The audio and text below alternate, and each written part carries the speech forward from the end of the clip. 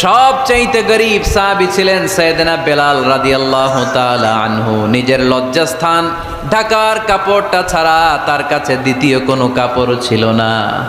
সকালে যদি খাবার পেত, দুপুরে খাবার ছিল না, দুপুরে পেলে রাতের জন্য ছিল না, আজকে খাবার থাকলে কালকে নেই। মদিনার সবচাইতে গরিব সাহাবী বেলাল রাদিয়াল্লাহু তাআলা আনহু, লজ্জাস্থান ঢাকার জন্য শুধু একটা জামা ছিল, গায়ে দেওয়ার মতো কোনো জামা নাই। এই সাহাবীর মতো গরিব কোনো সাহাবী মদিনার জমিনে নাই। এই বেলাল রাদিয়াল্লাহু তাআলা আনহুকে বিশ্বনবী ডেকে বললেন, ইয়া বেলাল আনফিক ইয়া বেলাল লা তাখশা মিন যিল আরশি ইকলালা। ও বেলাল, আল্লাহর রাস্তায় দান করো, কারণ আমার আল্লাহর ধনভাণ্ডারের কমতি নাই।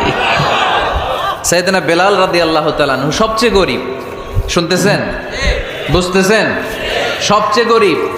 ডাউন পার্টটা ঢাকার মতো একটা গার্মেন্ট ছিল, একটা কাপড়, এটা পেঁচায় আসতো, নামাজ পড়তো। গায়ে রাখার মতো কোনো জামা নাই, আর খাবার দাবার টাকা পয়সা বলতে নাই। ওই সাহাবীরে বিষ্ণু ইসলাম বললেন, আনফিক বেলাল, বেলাল তুমিও দান করো, তুমিও দাও। দানের হাতকে প্রশস্ত